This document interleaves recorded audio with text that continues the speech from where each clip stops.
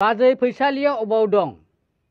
नि फिसाया बिखौ जुदि बोजबफिनाखैबा लानो थाखाय आं दं आरो लागोन राजि आं राजि दङ।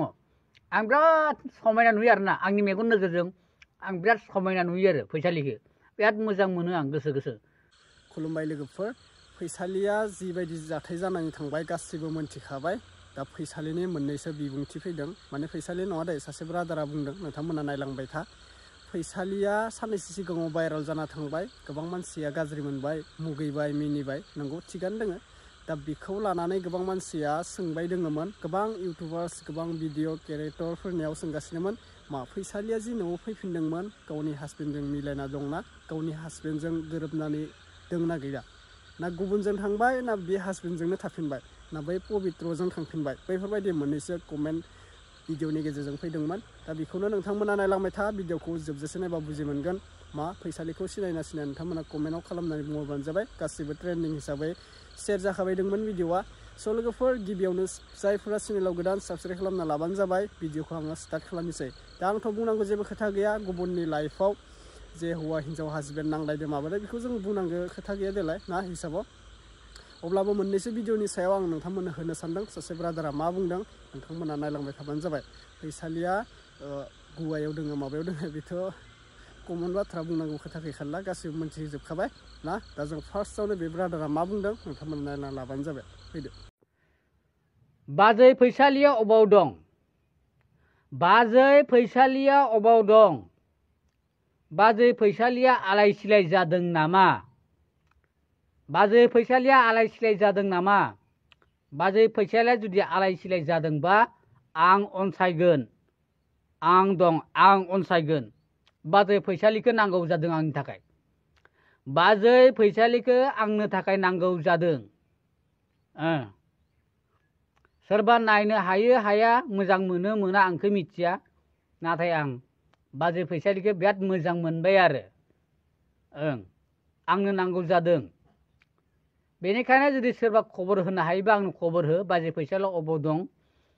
आरो आंनि प्रफाइलाव थांनानै आंनि इमेल एड्रेसाव थांनानै आंखौ इमेल खालाय आरो भिडिअखौ शेयार खालाय। भिडिअखौ शेयार खालायबासो बाजै फैसालिया आंनि भिडिअखौ मोनगोन नालाय, जाहाथे आंनि भिडिअखौ मोननानै जाहाथे बाजै फैसालिया आंनाव कन्टेक्ट खालायो, आंनाव इमेल खालायो। आंनाव जुदि इमेल खालायबानो आं बिखौ कन्टेक्ट खालायगोन। ओमफ्राय बाजै फैसालिया जुदि आंजों जुदि थानो गोसोबा, जुदि बिनि फिसाया जुदि बिखौ अनसायाखैबा, जुदि बिनि फिसाया बिखौ जुदि बोजबफिनाखैबा लानो थाखाय आं दं आरो आं लागोन। आं बिराद फसायो, गुबुना जि सानो आंखौ मिथिया आरो आंनो नांगौ जादों आरो।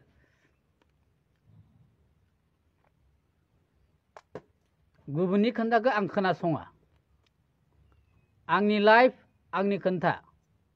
आं खालि बे देशनि आयेनखौल'सो उलंघा खालायनाङा बा सिफायनाङा आरो। मा फैसालिखौ लाबा देशनि आयेनखौ सिफायनाय जागोन नामा? जायाना।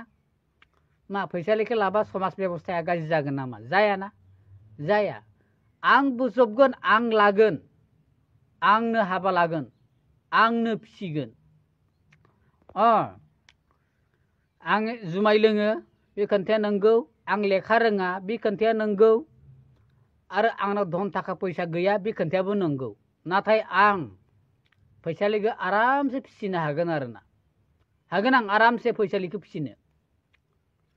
माने आं फसायबाय आरोना, बिदि आलाय सिलाय जास्लाय स्लाय रावबो जुदि अनसायाबा, रावबो मोजां मोनाबा आं दं, आं अनसायगोन, आं लागोन। बेनिखायनो हानायमानिखौ भिडिअखौ शेयार खालामनानै जाहाथे बाजै फैसालिनाव बे भिडिअआ सौहैयो आरो दै आसोलफोर लोगोफोर अननानै आरोना बयबो फैसालिनिसिम शेयार खालायो आरो जाहाथे भिडिअखौ बियो मोनो आरो ना।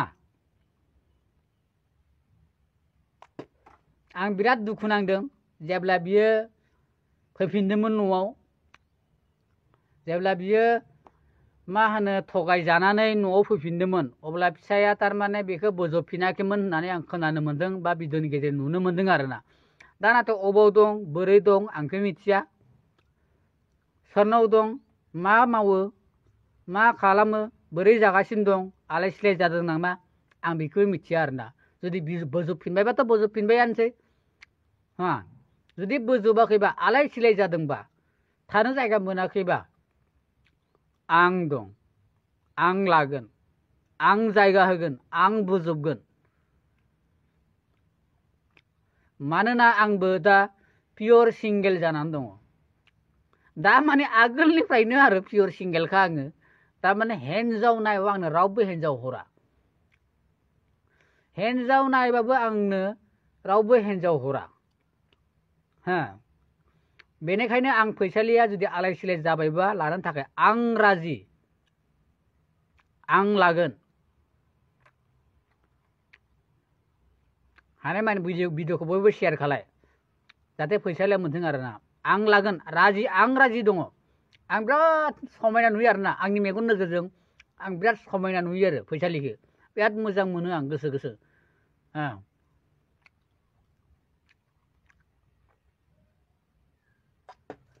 बाखि नोंथांमोना अन्नानै भिडिअखौल' शेयार खालायनो बावनाङा हानाय माने जेसेबां हायो एसेबां मानसिया नायो बयबो शेयार खालाय आरो जाहाथे मोनहैथों आरोना मानोना बिहाबो जिउ दं बिबो मानसिसो मानसिना बयनाबो भुल जायो तारमाने भुलखौ सोरबा खालामनो होननानै खालामो सोरबा खालामा सानबाबो मालाबा जाफ्लाङो आरोना जानो नाङामोन खालायनाङामोन आं मिथियो नाथाय दा जाफ्लांबाय खालायफ्लांबाय मा खालायनो मानसिखौथ' बिदि आलाय सिलाय खालामनो हायाना हा बिहाबो आरो जुलि जाफिननो हानायनि मोन्थाय दङ नंगौना नङा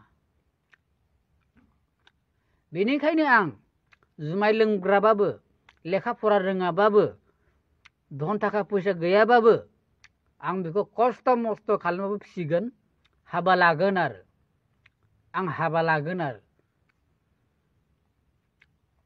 बेनिखायनो नोंथांमोना बयबो अन्नानै भिडिअखौ शेयार खालाय जाहाथे मोनहैयो जाहाथे आंजों कन्टेक्ट खालायो आंनि प्रफाइलाव थांनानै आंनो इमेल एड्रेस होनाय दं प्रफाइलाव बे इमेल एड्रेसाव थांनानै आंखौ इमेल खालाय बा मेसेन्जारनि गेजेरै मेसेज खालाय जाहाथे आंजों कन्टेक्ट खालायनो हायो आरोना फैसालिया आरो बाजै फैसालिया ना लोगोफोर बेनिखायनो दे बयबो अनलायलायदो जों बयबो अनलायलायाबा सोर अननो जों बयबो बयखौबो अनसायनांगोन अननांगोन बर'जों बर' बेनिखायनो हानाय मानिखौ शेयार खालाय जाहाथे मोनो आरो दै आरो लोगो मोनफिनगोन अब्ला नोंथांमोना भिडिअखौ नुखाबाय लोगोफोर आं बुंनांगौ जेबो खोथा गैलाया सिगाङाव जाना थांनाय बाथ्रा बेखौ आं बुंनांगौबो खोथा गैखाला हौवा हिन्जाव मिलायदों मिलाया बेफोर बाथ्रा गैया फैसालिया जिबायदि गाज्रि खामानि मावदों सिस्टारा ओमफ्राय गावनि हासबेन्डआ एसे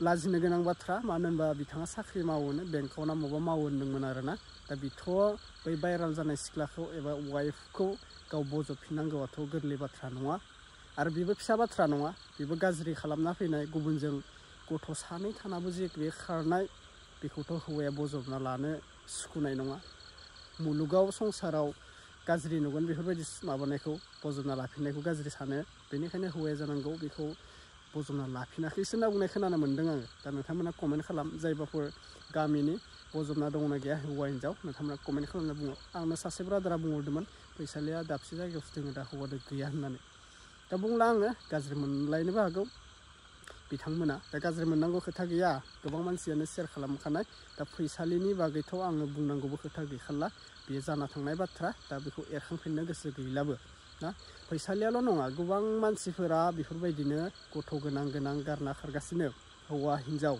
गारना खारलायगासिनो दा बेनिखायनो गासिबो बुजिनानै ला फैसालि बायदि रावबो जाहाथे जाया जाहाथे गावनि गथ' गथायदोनो गावनि हौवा हिन्जावजोंनो मिलायनानै अनलायनानै संसार जायो मानसिनि जिउ दिनै दोङो गाबोन गैया गाबोन मा जानानै थैना थाङो बेनिखायनो नांलाय खमलायखौ गारनानै रंजा खुसियै संसारखौ जानो नाजा गासैबो दिनै दोङो गाबोन गैया मानसिनि जिउ नङा होनबा लोगोफोर बेखिनिसै दिनैनि आपडेटआ बेनोमोन दाथ' बेयाव लेटेस्ट आपडेट बेलेग जेबो गैखाया फैसालिनि ल'खा अनलि ओमफ्रायो जेबो सिरियासलि आपडेटबो गैया नोंथांमोना बेखिनियावनो मा कमेन्ट खालामनो गोसो कमेन्ट खालामनानै बुंहरबानो जाबाय दा रामा बिथाङा मा बुंदों नोंथांमोना मोनथिखाबाय बिथांनि भिडिअफोरखौबो आं नायो रामा औवारिनिखौ ओमफ्राय नोंथांमोना कमेन्ट खालामनानै बुंहरदो रामाबारिया राइट बुंदों ना रं बुंदों दा बेनोसै गाज्रि मोननो नांला दिनैनि भिडिअ बेखिनिसै नेक्स्ट आपडेटआव लोगो मोनसिगोन बाय बाय